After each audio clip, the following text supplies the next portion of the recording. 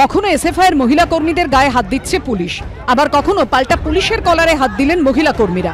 Police ও SFI কর্মী সমর্থকদের ধস্তাধস্তি চলল বেশ কিছুক্ষণ। যাদবপুর কাণ্ডে শিক্ষামন্ত্রীর গাড়ির ধাক্কায় এক এসএফআই কর্মীর আহত হওয়ার প্রতিবাদে রবিবার এসএফআই এর প্রতিবাদ কর্মসূচি ঘিরে ধুন্ধুমার পরিস্থিতি তৈরি হয় বর্ধমানে। জেলা সম্পাদক উষশ্রী রায়চৌধুরীর নেতৃত্বে কিন্তু এই অবরোধ কর্মসূচি, এবং দেখা যাচ্ছে রীতিমতো পুলিশ কিন্তু তাদের ট্রেনে অবরোধ সরিয়ে দিতে যাচ্ছে। অবরোধ করার পর পুলিশ এসে আমাদের বলছে অবরোধ করা যাবে না। আমরা বলতে চাই যে অবরোধ আমরা করব। পুলিশ আমাদের জিজ্ঞেস করছে অবরোধের পারমিশন আছে কিনা। আমরা পুলিশকে জিজ্ঞেস করেছি, কাল যখন ছাত্রের মাথার উপর দিয়ে পুলিশ গাড়ি চালিয়েছিল, যখন ব্রাত্য বসুর গাড়ি চালিয়েছিল, তখন পুলিশ পারমিশন দিয়েছিল কিনা। বর্ধমানের কার্জন গেটে দিন প্রথমে বিক্ষোভ দেখায় এসএফআই এর কর্মী সমর্থকরা। সেখান থেকে পার্ক সার্কাস রোডে চলে আসেন বিক্ষোভকারীরা। সেখানে অবরোধ শুরু হওয়ার পরই পুলিশের সঙ্গে বাকবিতণ্ডা তৈরি হয়, যা গড়ায় ধস্তাধস্তিতে। বর্ধমানের পাশাপাশি রবিবার একাধিক জায়গায় বিক্ষোভ পথ অবরোধ করে এসএফআই। উলুবেড়িয়ার ওটি রোডে প্রায় 15 মিনিট পথ অবরোধ করা হয়।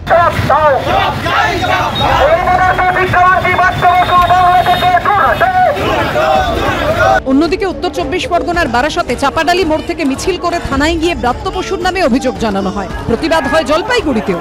এদিন বিকেলে যাদবপুর থেকে মিছিল করে সিপিএম। সুলেখা মোড় থেকে মিছিল শুরু হয়েছিল এবং বাম বিভিন্ন দলের নেতৃত্ব একদম মিছিলের সম্মুখে ছিলেন, এবং বাম কর্মী সমর্থকরা কিন্তু মিছিল করে এসে এখন যাদবপুর থানার সামনে এসছে, এবং যাদবপুর থানার সামনেটা পুরোটাই কিন্তু বাম কর্মী সমর্থকদের দখলে। গতকালই দাবি ছিল যে মন্ত্রী যখন গাড়ি চাপা দিচ্ছে কার নির্দেশে, কার গাড়ি কেন দিচ্ছে?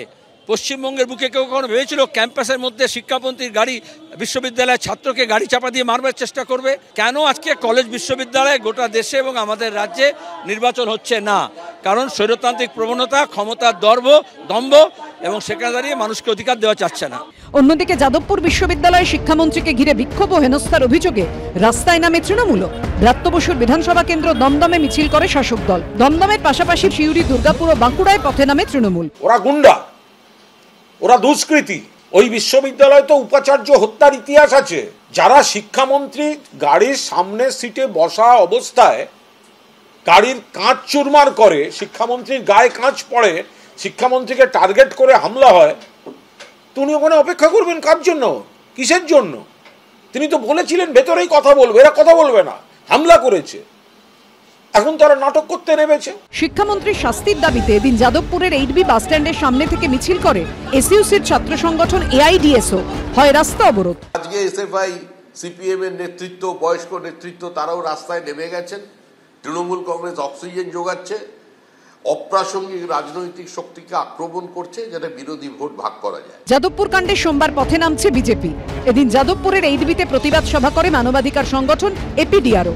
সুদীপ্ত আচার্য, কমল কৃষ্ণ দে ও মনোজ বন্দ্যোপাধ্যায়ের রিপোর্ট, এবিপি আনন্দ।